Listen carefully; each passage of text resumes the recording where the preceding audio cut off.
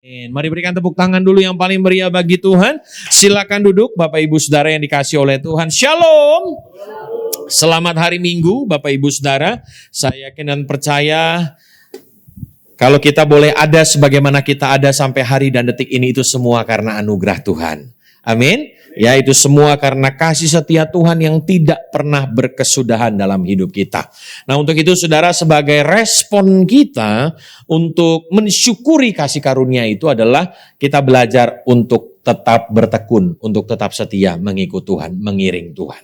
Nah, saudaraku yang kasih oleh Tuhan, saya kena percaya Roma pasal 10 ayat 17 berkata begini. Jadi, iman timbul dari pendengaran dan pendengaran oleh firman Tuhan atau firman Kristus. Saudara, untuk menjadi pengikut Kristus kala itu, sekali lagi saya mau katakan tidak mudah.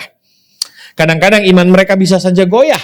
Tetapi saudara, Paulus berkata dalam setiap kali dia mengirimkan beberapa surat kepada jemaat yang dia kasihi, bahwa saudara dikatakan pentingnya kita memiliki iman. Pentingnya kita suka mendengarkan kebenaran firman Tuhan. Gitu ya, makanya bersyukurlah saudara kalau masih boleh diberikan kesempatan untuk mendengar firman Tuhan. Siapa yang mungkin dari tadi pagi, siang, ya kan, bahkan sampai hari ini masih tetap bertekun untuk mau dengar firman Tuhan. Saya percaya jerih lelah saudara, ketekunan, kesetiaan saudara tidak akan sia-sia. Makanya kenapa saudara? Karena Mazmur 107 ayat 20 pun berkata begini, disampaikannya firman-Nya dan disembuhkannya mereka. Saya dulu saudara setiap kali hamba Tuhan atau pengkhotbah menyampaikan firman Tuhan, saya tanamkan dalam hati, Tuhan, aku percaya pada waktu dia berkata-kata, pada waktu dia menyampaikan firman Tuhan, aku imani Tuhan. Aku percaya waktu dia sampaikannya firman, Tuhan, Engkau sanggup menyembuhkan sakitku. Engkau sanggup memulihkan keadaanku. Ya, bicara tentang memulihkan keadaan bisa banyak hal saudara. Mungkin pergumulan saudara, ya mungkin keuangan Bapak Ibu Saudara, mungkin ada yang menjadi kerinduan saudara. Ya saya kena percaya waktu kita punya antusiasme, kita sama punya kerinduan untuk mendengarkan kebenaran firman Tuhan. Firman Tuhan tidak akan pernah kembali sia-sia. Ya, makanya saudara waktu kita dengar firman Tuhan tuh harus berjaga-jaga ekstra. Berjaga-jaga saudara. Kenapa? Karena iblis senang kita nggak dengar firman. Iblis senang kita dengar hal-hal yang menakutkan. Bapak Gembala seringkali dalam doanya saudara dikatakan ada begitu banyak prediksi. Ada begitu banyak mungkin berita-berita yang kita dengar yang kadang-kadang bisa membuat kita takut. Ya, tapi dia percaya, kita juga harus percaya saudara, bahwa sekalipun goncangan itu ada, kita sebagai orang percaya hidup di kerajaan yang tidak tergoncangkan itu. Amin. Ya, jadi goncangan itu boleh saja ada. Dan goncangan itu pasti ada. Hanya orang-orang yang tinggal dalam kerajaan yang tidak tergoncangkan itu yang tidak akan pernah tergoncang imannya. Ya, makanya saudara, saya yakin dan percaya iblis berusaha membuat kita takut, ragu, khawatir, cemas.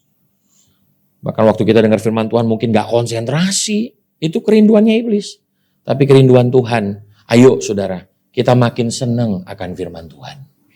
Ya, suara siapa yang sering kali kita dengar, itu mempengaruhi kita. Berita-berita apa yang sering kali kita dengar, itu yang mempengaruhi hidup kita. Nah, kalau kita mau hidup kita dipenuhi dengan hal-hal baik, maka dengarlah kebenaran.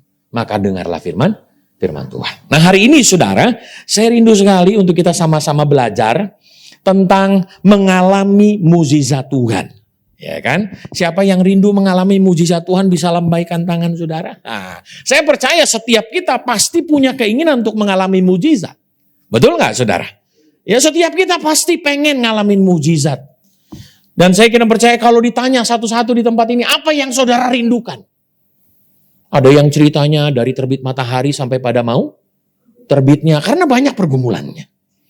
Betul nggak? Tapi ada juga saudaraku yang mungkin dia malu-malu menceritakan. Padahal saudaraku yang dia perlu yang namanya mukjizat. Nah, berbicara tentang mukjizat saudara, saya percaya kalau kita bicara tentang mukjizat, kalau kita bicara tentang kuasa Tuhan, sebenarnya yang pertama kita sedang membahas sifat dan pribadi Allah kita. Tadi Pak Thomas nyanyi pujian Hana. Kan semuanya berbicara tentang apa? Pembalikan keadaan. Semuanya bicara tentang apa? Mukjizat Tuhan. Semuanya bicara tentang apa? pertolongan Tuhan. Nah, saya mau katakan saudara, kalau kita belajar tentang mukjizat, kita sedang belajar tentang sifat Allah kita. Kita nih kadang-kadang saudaraku yang kasih oleh Tuhan, kalau pendeta bilang hidup berkelimpahan, saudara bilang kadang-kadang saudara, wah ini teologinya kemakmuran. Tapi kalau ditanya mau menderita atau enggak, dia menjawab, kiranya dijauhkan daripadaku. Tapi kalau bicara tentang berkat, saudara, nggak ada yang salah. Kenapa? Karena Tuhan suka anak-anaknya diberkati. Tuhan suka anak-anaknya ngalamin mukjizat. Supaya apa? Supaya ada bedanya antara orang yang beriman sama orang yang tidak beriman. Ada bedanya, saudara. Jadi kalau kita bicara belajar tentang mukjizat, jangan antipati dulu, saudara. Tapi tanamkan dalam hati Tuhan, aku mau ngalamin hal itu. Saya nggak tahu mukjizat apa yang saudara perlukan hari-hari ini. Tapi biarlah lewat kebenaran firman Tuhan hari ini, Tuhan lakukan mukjizat dalam kehidupan Bapak Ibu Saudara. Amin. Jadi saya kira percaya kalau kita ngomong tentang mukjizat, kita sedang mempelajari sifat dan karakter Allah kita. Siapa yang percaya Tuhan kita adalah Tuhan yang baik, bisa angkat tangannya. Wah, semua percaya Tuhan itu baik. Dan salah satu bentuk kebaikan Tuhan adalah dia melakukan mukjizatnya dalam kehidupan saudara dan saya. Untuk memberikan kekuatan bagi kita saudara, bahwa tidak sia-sia kepercayaanmu. Tidak sia-sia ketekunanmu. Tidak sia-sia kesetiaanmu. Saudara kalau lihat orang-orang berhasil, jangan lihat sekarang. Pada waktu dia berhasil. Tapi bagaimana dia mengalami struggle demi struggle. Perjuangan demi perjuangan. Makanya saya akan percaya, ada sebuah statement mengatakan begini, from glory to the glory, pengenalan kita akan Tuhan, dari kemuliaan yang satu kepada kemuliaan yang lain. Mungkin pada waktu itu kita ditolong, waktu butuh duit misalnya, cuman 100.000. Tapi naik kelas, dari 100.000, butuh duit 1 juta, Tuhan tolong juga. Dari 1 juta, 10 juta, Tuhan tolong juga. Nah balik lagi saudara, bukan saja berkatnya, tapi pemberiannya. Waktu dulu baru diberkati 100.000, maka kita belajar untuk memberikan persepuluhan, kita kasih 10.000. Ya kan? Nggak ada dikduk tuh, nggak ada dikduk. Tapi kalau udah mulai meningkat, saudara, jadi 1 juta. Ngasihnya, waduh Tuhan, lumayan Tuhan sekian. Diberkati Tuhan 10 juta, mulai mikir lagi, saudara. Sebenarnya saudara saya mau katakan, kalau kita menyadari berkat itu datangnya dari Tuhan, rasanya nggak usah mikir saudara. Kenapa? Karena datangnya dari siapa? Tuhan. Kita memberi pun bukan untuk membalas, kita memberi itu adalah bagian daripada ucapan terima kasih. Moleate godang Tuhan. Aku sudah diberkati Tuhan. Memberi pun menjadi sebuah kesukaan. Tahukah saudara bahwa dalam setiap berkat yang Tuhan beri, itu ada benih yang bisa dimakan, tapi ada juga benih yang harus ditabur. Jangan dimakan semua. Ini kadang-kadang kita maunya dimakan semua. Tapi kalau minta berkati aku Tuhan. Kata Tuhan, pelit kali kau bah. Ingat saudara, ada yang bisa kita makan, tapi juga harus dijadikan sebuah benih. Coba saudara makan durian. Apakah semuanya saudara makan? Kulitnya memang tidak. Buahnya saudara makan, betul nggak? Tapi bijinya, kalau saudara tetap makan juga, ajaib kehidupan saudara. Ada kalanya saudara bijinya nggak saudara makan, tapi saudara harus tabur. Makan rambutan. Apakah semuanya saudara makan? Enggak, bijinya saudara tabur. Jadi kalau kita ngalamin berkat Tuhan, jangan semuanya dimakan. Kalau semuanya dimakan sampai biji-bijinya gondongan, saudara. Betul nggak? Sakit perut, saudaraku yang kasih oleh Tuhan. Ya. Jadi saya kena percaya, saudaraku yang kasih oleh Tuhan, Tuhan mau melakukan mukjizatnya dalam hidup kita. Tapi yang jadi pertanyaan, saudara, bisakah kita bertanggung jawab atas mukjizat yang Tuhan nyatakan dalam hidup kita? Dia berkati kita berlimpah-limpah, kita pun mau belajar untuk memberi kepada Tuhan berlimpah-limpah. Sebab itu semuanya datang dari siapa? Dan kembali kepada Tuhan. Lo nyanyi kan enak ya. Selalu untukmu. Selalu untukmu. Waduh. Pikiran diminta sedikit dari berkat yang Tuhan kasih. Ntar dulu Tuhan. Pelitnya minta, tapi nggak ada di tempat ini. Amin. Sebab di tempat ini adalah orang-orang yang diberkati dan mau untuk memberkati. Jadi kalau kita berbicara tentang mukjizat, kita sedang berbicara tentang apa? Sifat dan pribadi Allah yang kita sembah. Dia adalah Allah yang besar, Allah yang berkuasa. Untuk melakukan mukjizat, semudah dia membalikan telapak tangan, saudara. Nanti kita akan belajar, ternyata ada sebuah peristiwa, ada satu kota di mana Tuhan tidak banyak melakukan mukjizat, tapi ada satu kota di mana Tuhan banyak sekali melakukan mukjizat. What's wrong? Ada apa? Sehingga Tuhan lebih sepertinya berkenan kepada kota itu. Banyak mukjizat di kota itu, saudara. Kita akan belajar. Supaya apa, saudara? Kita pun mengalami mukjizat Tuhan. Coba colek kanan kirinya. Mau ngalamin mukjizat? Kalau jawabnya ragu-ragu, saudara, udah tanda-tanda itu. Ya, mau Pak, saya mau ngalamin mukjizat. Dan yang kedua, saudara, kalau kita berbicara tentang mukjizat, kita sedang membahas bahwa di balik mukjizat atau perkara-perkara ajaib, itu ada yang namanya kesembuhan. Ada yang namanya pemulihan. Ada yang namanya kelepasan. Kita pasti pengen ngalamin hal yang demikian. Kita rindu mengalami hal yang demikian. Nah, saudara, perlu kita ketahui, kepercayaan kita kepada Tuhan, waktu kita terima dia sebagai Tuhan dan Juru Selamat, itu yang namanya justification. Apa itu justification? Dibenarkan oleh karena kasih karunia. Nah itu. Yang tadinya nggak layak, dilayakkan. Tetapi saudara, justification itu one package. Katakan sama-sama one package. Ya. Ada satu orang, saudara, karena dia baru gitu ya, tapi dikasih hadiah. Dia dikasih hadiah, saudara, untuk menikmati liburan di kapal pesiar. Mau Bapak Ibu Saudara? Mau dong. Saudara, karena dia nggak tahu, akhirnya dia bilang, aduh aku bersyukur, udah masuk aja aku udah bersyukur. Dikasih kamar juga dia bersyukur. Tapi saudara, karena dia nggak enakan orangnya, ngelihat orang makan, waduh enak banget ya makanannya ya. Dia diem aja, saudara.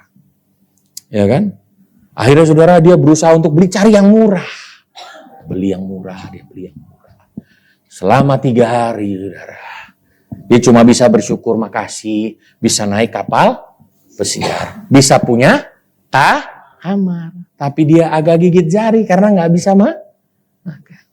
Tiba-tiba temennya bilang begini, bro, lu kalau udah nyewa itu, udah bayar itu, semuanya dapet. Jadi, ya harusnya lu makan aja. Itu gratis. Udah one package. Kayak kita makan all you can eat, saudara. Betul nggak? Ya, kalau ngajak orang tuh yang makan all you can eat, makannya dikit-dikit, mendingan gak usah diajak deh, saudara ya. Tapi kalau makannya banyak, enak, saudara. Betul nggak? Masak lagi. All you can eat, semua bisa, saudara. Nah, sama halnya dengan yang namanya salvation, atau keselamatan, atau anugerah Tuhan, atau kasih karunia Tuhan itu, saudara. Bukan hanya urusan sorga. Tapi urusannya adalah pemeliharaan kehidupan saudara selama di bumi ini. Itu udah. Jangan sampai kita beranggapan kalau ikut Tuhan tuh menderita terus. Makanya yang dikhotbahkan, kok gak berani, saudara? Penderita. Aduh, gak mengasihkan, saudara. Betul gak? Ya, ada kalanya Tuhan tolong kita. Ada kalanya Tuhan lakukan mujizat dalam kehidupan kita. Dan jangan anti. Nah, kalau kita sudah terima dia sebagai Tuhan dan Juru Selamat, kita dibenarkan. Jadi anaknya, saudara. Nah, jadi anaknya, jadi ahli warisnya. Jadi anaknya, apa yang bapaknya punya, kan merasa terhina bapaknya, saudara. Kalau anaknya datang, Pak maaf lupa. Maaf nih Pak. Gitu, saudara. Misalnya anak saya datang, Pi maaf lu, saudara. Sampai mundur-mundur, maaf loh papi ini. Ini bener-bener gak enak nih ngomongnya papi. Sama aja kayak gak menghormati saya. Ya, saya kan percaya kalau anak saya, papi, saya mau ini. Nah, tinggal tergantung papinya. Kalau anginnya lagi lagi baik, ya bisa, saudara. Tapi saya kan percaya itulah manusia. Kalau kita punya Tuhan enggak, saudara. Tuhan tetap baik sama kita. Amin, saudara. Ya jadi one package yang Tuhan kasih. Bukan saja keselamatan yang saudara terima, tapi ada berkat daripada keselamatan itu. Ada perlindungan Tuhan, ada penyertaan Tuhan, ada hikmat yang Tuhan kasih, dan ada mujizat Tuhan. Oleh kanan kirinya, calon-calon yang akan mengalami mujizat Tuhan. Kayaknya kurang semangat nih saudara ya. Ya, bilang samping kanan kirinya calon-calon ngalamin mujizat Tuhan. Ya, kalau sekarang saudara, kayaknya saya nggak perlu mujizat pak, nggak apa-apa saudara. Ingat hidup masih berjalan. Saya kasih payung sama saudara. Nanti kalau hal-hal nggak baik terjadi, buka payungnya. Artinya apa saudara? Percaya bahwa Tuhan masih melakukan mujizatnya sampai hari ini. Tapi kalau kita dengar ya di YouTube lah, sosial media lah, kayaknya orang tuh dengar mujizat itu langsung apa saudara? Langsung, wah ini kayaknya nggak beres nih, nggak bener nih. Tapi kalau menderita, nggak mau, saudara, bener deh. Kalau disuruh menderita nggak mau, gitu. Nah untuk itu saudara saya berdoa agar setiap kita mengalami mujizat Tuhan. Katakan haleluya. Berikutnya saudaraku yang kasih Tuhan. Next, Bu. Nah tadi saya sudah katakan ya, di dalam mujizat Tuhan, pada waktu kita menerima dia sebagai Tuhan dan Juru Selamat, itu ada yang disebut dengan apa? Berkat keselamatan. Nah saudara memang tidak saya tulis ayatnya. Kenapa? Karena ayatnya itu terlalu banyak saudara. Jadi nanti mungkin saya minta tolong Bu Odi untuk memperlihatkannya ya. Melalui pembacaan firman Tuhan dari Markus pasal 6, ayat 1 sampai 6. Ya, jadi nanti kalau Bapak Ibu Saudara baca Markus pasal 6 ayat 1 sampai 6, kita akan melihat ada perbedaan yang Yesus lakukan di Nazaret. Ya kan? Atau daerah kelahirannya.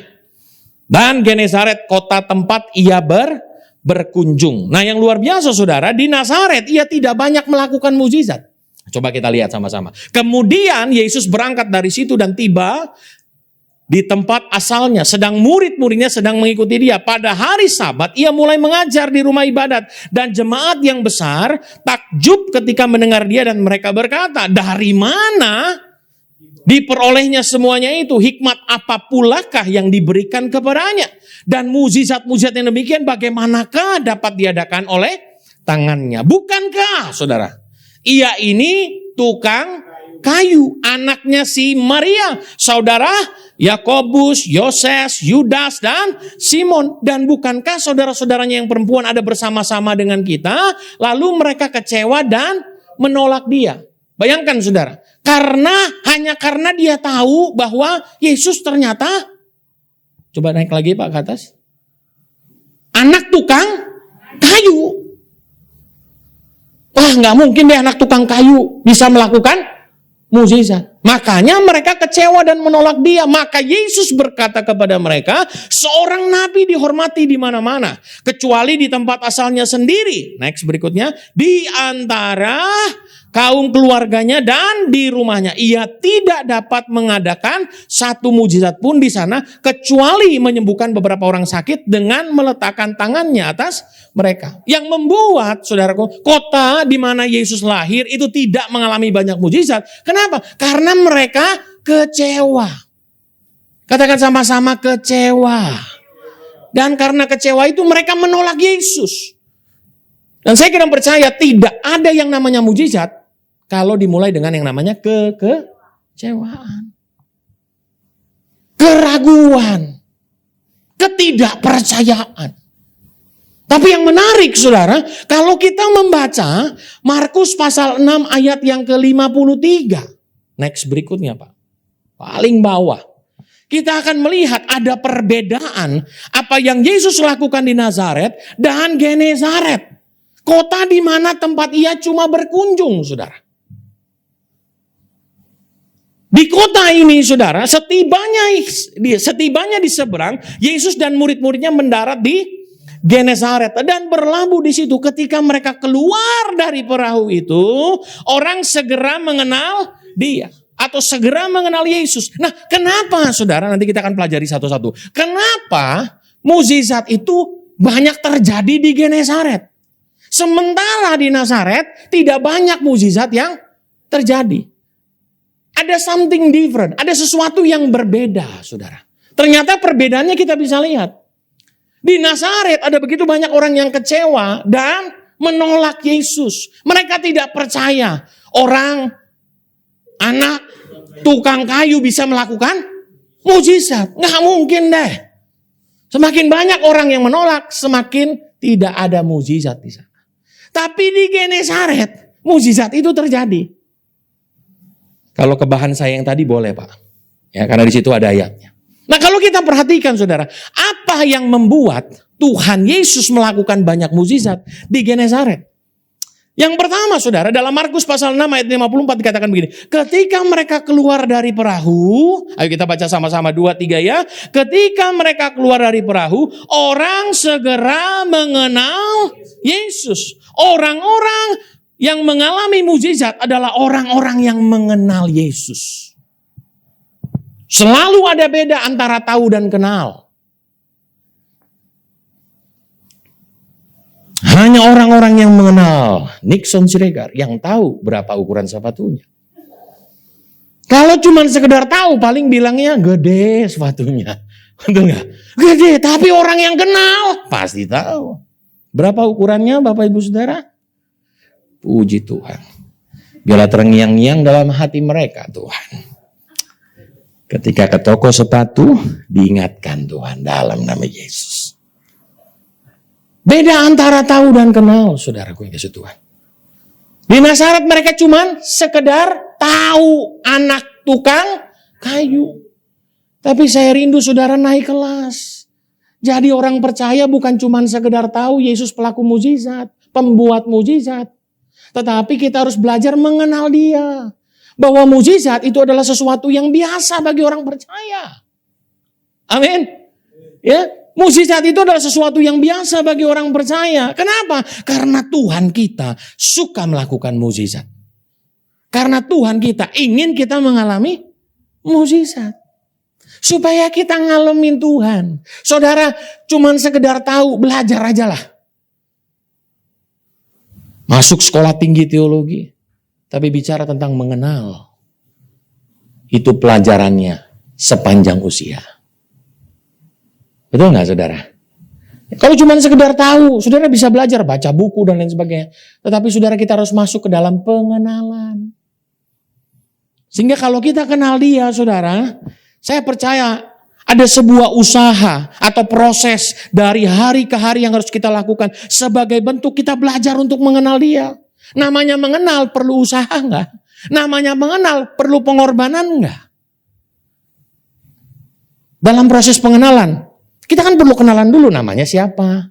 Tinggalnya di mana? Namanya PDKT kan? Pendekatan. Abang suka makan apa bang? Oh, aku suka makan ini deh. Adik suka makan apa bang? Adik suka makan apa? Nah, bahaya kan saudara. Ya. Jadi proses pengenalan itu perlu waktu. Nah sama halnya saudaraku yang kasih oleh Tuhan. Sehingga yang percaya mungkin pada waktu itu orang menunggu. Nanti kalau saudara baca di dalam Markus pasal 6 ayat 54. Dalam terjemahan bahasa Indonesia masa kini saudara. Ternyata ada begitu banyak orang lagi nungguin Yesus gitu. Lagi nungguin Yesus. Sampai satu ketika bahwa Yesus turun aja. Udah kelihatan itu Yesus. Dan banyak orang berbondong-bondong untuk datang kepada dia. Kenapa? Karena mereka tahu dia sanggup melakukan mukjizat. Untuk itu saudara, saya kira percaya biarlah iman kita pun hari demi hari semakin meningkat. Dari yang tahu jadi kenal. Kalau kenal saudara, saya kira percaya kalau kita kenal, kita akan tahu apa yang dia suka, apa yang tidak dia suka. Yang dia suka adalah kita melakukan kebenaran, yang tidak dia suka, kita hidup dalam dosa. Makanya firman Tuhan dalam Yohanes pasal 15 ayat 7, jikalau kamu tinggal di dalam aku dan firmanku tinggal di dalam kamu, mintalah apa saja yang kamu kehendaki dan kamu akan menerimanya. Jadi saudara, saya kena percaya berbicara tentang bagaimana kita mengalami mujizat. Kita harus belajar mengenal dia. Mengalami dia, saudara. Perlu waktu, day by day. Ayo dalam satu hari, adakah waktu kita membangun saat teduh, baca Alkitab? Atau kita begitu sibuk dengan kesibukan kita, sampai kita lupa baca Alkitab. Udah lupa baca Alkitab, gak pernah berdoa, tapi mintanya berkati. Tuhan yang mana, saudara? Tapi untungnya Tuhan kita tuh tahu baik, saudara. Ya, Tuhan kita itu baik, luar biasa baiknya. Tuhan tetap berkati kita. Tujuannya untuk mengingatkan, sekalipun engkau tidak taat, aku tetap mengasihi dan mencintai engkau. Apalagi kalau saudara, mungkin Tuhan dari surga akan berkata, makin aku cinta, sambil lihat kita, saudara. Betul nggak? Ya, dia mengasihi kita, dia mencintai kita. Kenapa? Karena kita anak Tuhan yang tahu diri. Katakan sama-sama, tahu diri. Jangan jadi anak Tuhan yang tidak tahu diri. Maunya tangannya aja, nggak pernah mau cari sumbernya. Kalau kita punya anak maunya tangannya kita, duitnya kita. Aduh saudara, kita juga pasti akan kesel. Tapi kalau anak kita dekat sama kita, udah saudara, saya tahu. Dia kalau udah dekat, oh lagi ada yang mau nih, oh lagi butuh ini, oh lagi perlu ini. Jangan cuma datang hanya karena tangannya, tapi datang karena pribadinya. Yang pertama, mengenal dia. Agar kita terus mengalami mujizat dalam kehidupan kita, saudara. Ayo belajar untuk terus mengenal dia. Datang terus kepada dia. Bangun hubunganmu dengan Tuhan. Ingat, bangun hubungan itu perlu usaha. Perlu kesengajaan. Saudara datang ke tempat ini kan gak tiba-tiba kan? Saya pengen nih datang ke Mount Hermon Church. Tiba-tiba buka mata sampai di sini. Enggak. Saudara harus melalui dulu apa tuh? Hujan. Di luar sana hujan, saudara. Makanya coba bilang samping kanan kirinya, ya, saudara sudah menang loh bisa sampai ke tempat ini. Ya, tapi jangan sampai kemenangannya terpatahkan oleh karena ngantuknya, saudara. Ya, jangan sampai sudah dengar firman Tuhan, udah semangat, udah datang ke tempat ini, bagus. Tapi akhiri juga dengan kemenangan. Kenapa, saudara? Karena kita percaya bahwa di dalam dia kita belajar untuk mengenal dia. Kita belajar untuk mengasihi dia. Kita belajar untuk mencintai dia. Maka segala keperluan dan kebutuhan kita, Tuhan gampang memberkati setiap kita. Amin. Ya, jadi saya akan percaya, saudara di tempat ini pasti ada unsur kesengajaan. Gak mungkin tiba-tiba gak sengaja saya tiba-tiba datang ke tempat ini. Saudara pasti sengaja. Saudara pesan apa? Online. Saudara misalnya naik mobil apa, naik bus apa, naik kendaraan apa, untuk datang ke tempat ini. Pasti niat. Jadi yang pertama apa? Belajarlah untuk mengenal dia. Orang di Genesaret, saudara, punya kerinduan untuk kenal dia. Makanya mereka banyak berbondong-bondong. Baru Yesus keluar dari perahu, semua orang udah kenal dia. Nah yang kedua, saudara, ayat 55. Bagaimana agar kita bisa mengalami mukjizat dan pertolongan Tuhan? Next. Kita perlu melangkah dengan iman. Maka berlari-larilah mereka ke seluruh daerah itu dan mulai mengusung orang-orang sakit di atas tilamnya kepada di mana saja kabar ia berada. Jadi ada langkah iman, saudara yang dikasihi oleh Tuhan. Kalau kita mau mengalami mukjizat, saudara, beriman itu harus. Beriman karena kita mengenal dia.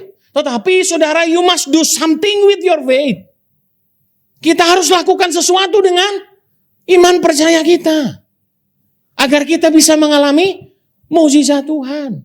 Agar kita bisa mengalami pertolongan Tuhan. Butuh yang namanya ketekunan. Butuh yang namanya kesetiaan. Dalam Alkitab, saudara, ada begitu banyak mukjizat yang Tuhan Yesus lakukan selama dia melayani di dunia ini. Tahukah saudara ada wanita pendarahan?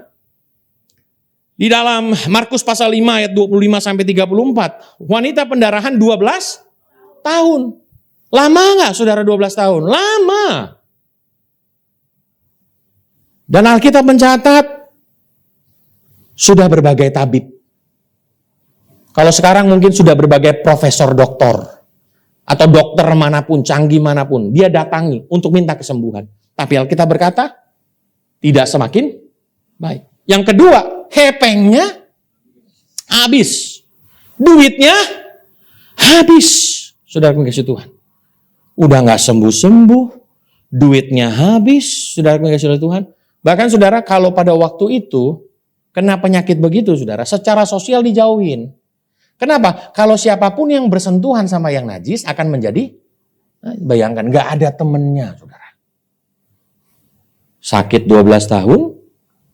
Bukan makin sembuh uangnya habis. Betul? Terus yang ketiga apa saudara? Dijauhin sama teman-teman. Saudara bisa bayangkan. Kita bersyukur ya saudara. Teman sejati itu kalau ada di dalam pergumulan kita. Ya, kadang-kadang kita ketemu teman lebih daripada saudara. Waktu kita susah saudara dia ada. Waktu kita senang dia nggak ada. Jangan sampai saudara waktu kita senang ada, waktu kita susah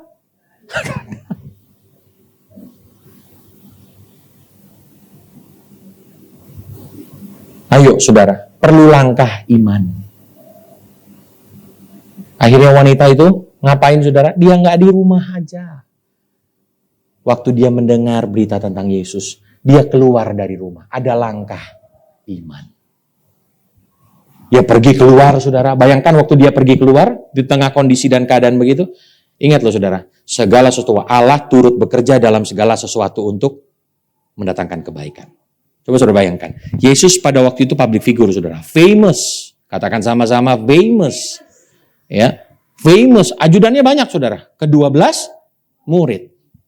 Dan saudara tahu ada begitu banyak orang berbondong-bondong untuk cari dia.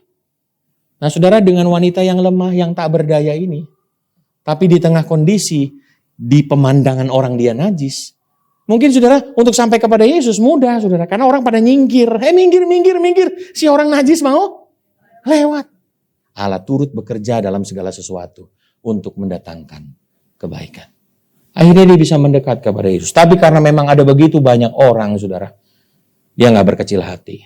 Makanya Alkitab berkata, jumbai jubahnya. Dia pegang, asalku jamah saja jubahnya, aku sembuh. Ada langkah iman. Orang di Nazaret, kenapa mengalami banyak mujizat? Karena mereka punya langkah iman. Waktu saudara susah, langkah iman banyaklah menyembah Tuhan. Waktu saudara susah, banyaklah untuk memuji Tuhan. Banyaklah berdoa, banyak datang kepada Tuhan. Maka saya akan percaya, selalu ada banyak pertolongan Tuhan dalam hidup kita. Saya selalu punya prinsip dalam hidup saudara. Kalau masalah uang, saya nggak akan pernah cerita. Tapi kalau Tuhan sudah tolong, saya akan cerita. Sampai hari ini.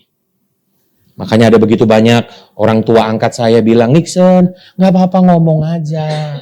Enggak, saya mau ngomongnya sama Tuhan aja. Kalau ntar saya ngomong sama ibu, sama bapak, ibu bapak tolong saya. Kemuliaan untuk bapak ibu. Terus saya mau bilang sama Tuhan. Mungkin saya pernah cerita saudara, saya butuh uang untuk lulus kuliah saya kala itu saudara. Dan butuh banyak berkat pada waktu itu. Tapi ada aja tangan Tuhan yang luar biasa. Saya pelayanan di persekutuan doa. Tiba-tiba ada seorang ibu bilang, Nixon, saya doain kamu semalam kok kamu nangis. Kenapa kamu nangis? Dengan gampang saudara saya bilang, iya bu saya nangis. Saya butuh duit. Bisa nggak kalau gitu? Ya, saya cuma bilang, ya udah bu, kalau ibu tahu saya nangis, tanya dong sama Tuhan, kenapa sih Nixon nangis? Bisa nggak tuh ibu bilang begini, ini ribet banget sih orang ngomong aja, kenapa sih nanya-nanya Tuhan lagi? Tiba-tiba dia nanya. Besok saudara, besoknya. 2 hari kemudian, saya dipanggil ke rumahnya. Dia kasih amplop, bukan amplop putih, tapi amplop coklat yang cukup besar. Ya, saudara, kalau udah terima begitu kan langsung ting, oh haleluya, haleluya. Saya buka saudara, yang saya perlukan. Tuhan cukupkan dengan caranya yang ajaib. Amin. Ya, jadi ada langkah iman. Tetaplah bertekun, tetaplah setia. Wanita ini, saudara, di tengah kondisi dan keadaan yang seperti itu, dia tetap mencari Tuhan. Dia tetap berusaha. Ada seorang perwira di dalam Lukas 7 ayat 1-10, Matius 8 ayat 5-17, yang memohon kesembuhan bagi hambanya. Saudara, kala itu, hamba itu tidak ada nilainya. Seorang perwira, saudara bayangkan, perwira bisa saja ganti. Udah gak bisa kerja ya? Ganti. Gak bisa kerja ya? Ganti. Udah hina banget deh. Tapi yang luar biasa, kenapa seorang perwira mau bela-belain, merendahkan hatinya datang kepada Yesus? Hanya untuk hambanya. Hanya untuk pegawainya. Hanya untuk orang yang sepertinya tidak penting buat dia. Bayangkan saudara. Dan Yesus melihat hal itu, aduh. Oke dah, saya mau datang ke rumah kamu. Perwira bilang, gak usah. Tuhan gak usah. Cukup katakan sepatah kata saja. Bayangin ya saudara. Saya gak layak menerima Tuhan di rumah saya. Saya ini atasan, kalau saya ngomong sesuatu, pasti dilaksanakan. Apalagi engkau Tuhan. Wow, luar biasa saudara. Dan apa yang terjadi? Hambanya disembuhkan. Oleh karena perwira ini yang luar biasa. Melalui contoh di atas, kita melihat bahwa mukjizat dinyatakan bagi orang yang bersungguh-sungguh cari dia. Makanya saudara kalau datang ke tempat ini, bersungguh-sungguhlah cari Tuhan. Memuji Tuhan, bersungguh-sungguhlah memuji Tuhan. Dengerin firman Tuhan, bersungguh-sungguhlah. Datang ibadah, bersungguh-sungguhlah. Karena saya percaya waktu kita bersungguh-sungguh, Alkitab berkata dalam Keluaran 23 ayat 25, tetapi kamu harus beribadah kepada Tuhan Allahmu, maka Ia akan memberkati roti makananmu dan air minumanmu, dan aku akan menjauhkan penyakit dari tengah-tengahmu. Amin. Jadi ada tindakan iman, ada langkah iman. Dan yang terakhir saudara, yang ketiga, kita akan lihat saudara. Markus pasal 6 ayat yang ke-56. Kemanapun dia pergi, ke desa-desa, ke kota-kota, atau ke kampung-kampung, orang meletakkan orang-orang sakit di pasar dan memohon kepadanya. Supaya mereka diperkenankan hanya menjamah jumbai jubahnya saja. Dan semua orang yang menjamahnya menjadi sembuh. Bayangkan saudara. Kala itu tidak semua orang bisa menjamah jumbai jubahnya. Tetapi yang luar biasa mereka tetap percaya. Udah taruh aja di sini, udah taruh aja. Siapa tahu Yesus lewat. Ternyata yang lewat bukan Yesus, saudara. Ya, siapa tahu Yesus lewat. Dan waktu mereka tetap percaya, saudara, mereka akhirnya mengalami kesembuhan. Terkadang untuk mengalami kuasa, untuk mengalami mukjizat diperlukan waktu. Memang ada kalanya mukjizat itu langsung terjadi. Terrealisasi saat itu juga. Tiba-tiba. Namun tidak bisa dipungkiri, saudara, tidak sedikit ada juga mukjizat yang memerlukan waktu. Ada proses yang harus kita alami, saudara. Nah, untuk itu diperlukan yang namanya tetap percaya. Tahukah saudara ada sebuah kisah di dalam Alkitab, perempuan Siro-Fenisia atau perempuan Kanaan yang datang kepada Yesus. Yesus, tolong anak saya kerasukan setan. Lalu Yesus bilang apa? Sorry aku diutus hanya kepada domba-domba Israel. Semakin dia ngomong, semakin dia, Tuhan tolong. Murid-muridnya bilang, tuh berisik banget Tuhan, usir dah. Tapi semakin diomongin saudara, semakin dia bilang, Tuhan tolong. Dan apa yang terjadi saudara? Tidak pantas memberikan roti kepada guguk. Kepada, bayangin lu saudara. Tapi perempuan itu dengan rendah hati berkata apa? Gak apa-apa Tuhan, remah-remahnya saja itu sanggup untuk menyembuhkan. Saudara bayangkan, sorry ya, saya tidak diutus untuk mendoakan kamu. Kamu kan dari gereja yang lain kan? Saya percaya pasti jemaatnya kan, emang cuma dia doang yang ada di situ. Bisa saja dia menjadi kecewa. Yang kedua dia datang, Tuhan tolong doakan saya, tolong anak saya lagi kerasukan setan.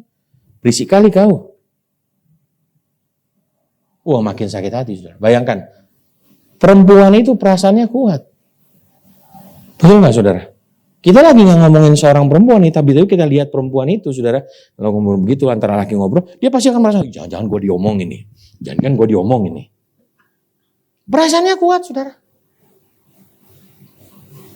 Dan yang ketiga, disamakan kayak, aduh Tuhan. Ya, kalau kita hidup pada zaman itu, kita akan bilang apa, Yesus kok jangan gitu dong. Betul lo enggak? Ya. Ya kan, tega kali kau Tuhan. Tapi perempuan ini tidak. Perempuan ini tetap percaya.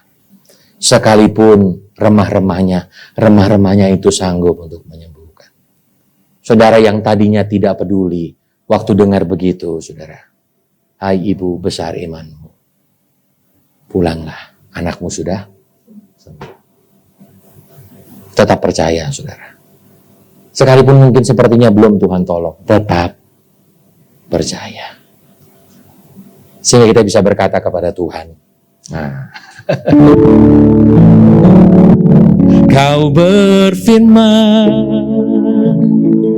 dan sembuhkanku. Kau bersabda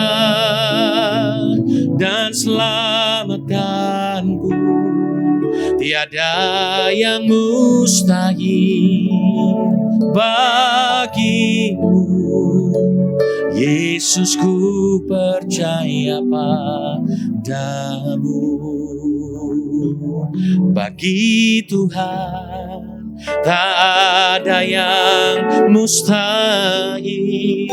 Bagi Tuhan tak ada yang tak mungkin. Mukjizatnya disediakan bagiku. Terima kasih Tuhan. Dan saudara, saya kena percaya, seringkali pada waktu kita berharap mukjizat itu terjadi dalam hidup kita, dan belum terjadi. Jangan pernah goyah, saudara. Terkadang Tuhan lebih senang mengubah karakter kita dibanding keadaan kita. Kalau sampai keadaan kita belum berubah, percayalah dengan mukjizat itu. Tapi biar lewat pengalaman itu karakter kita yang diubah. Amin, saudara. Ya, karakter kita yang diubahkan. Sehingga suatu hari kelak nanti kita bisa berkata, Tuhan, dulu aku kenal dari apa kata Pak Pendeta. Tapi sekarang mataku melihat bahwa Engkau adalah Tuhan yang dahsyat, Tuhan yang luar biasa. Haleluya. Mari kita berdoa kepada Tuhan. Bapa, terima kasih, kami bersyukur kepadamu untuk kebenaran firman Tuhan. Mampukan kami untuk menjadi pelaku-pelaku kebenaran firman-Mu ya Tuhan. Sampai hari ini kami tetap mengimani dan mempercayai bahwa Engkau adalah Tuhan Allah yang sanggup melakukan mukjizat dalam kehidupan kami. Tuhan, hamba-Mu berdoa bagi setiap kami di tempat ini. Mungkin ada beberapa kami di tempat ini yang sedang mengalami pergumulan, sakit penyakit. Kami mohon kepadamu ya Tuhan, biarlah kasih setia-Mu menjamah, melawat dalam nama Tuhan Yesus. Setiap anak-anak-Mu di tempat ini Tuhan, mengalami pertolongan Tuhan, mengalami mukjizat Tuhan. Terima kasih Tuhan, terima kasih. Kami percaya dan kami berdoa Tuhan. Mari saya undang kita untuk bangkit berdiri. Bagi Tuhan tak ada yang mustahil. Bagi Tuhan tak ada yang tak mungkin. Mukjizatnya disediakan bagiku. Ku diangkat dan dipulihkannya bagi Tuhan. Bagi Tuhan tak ada yang mustahil. Bagi Tuhan tak ada yang tak mungkin. Mukjizatnya disediakan bagiku, diangkat dan dipulihkannya. Mari kita mengangkat tangan kita kepada Tuhan. bagi Tuhan tak ada yang mustahil. Bagi Tuhan tak ada yang tak mungkin. Mukjizatnya disediakan.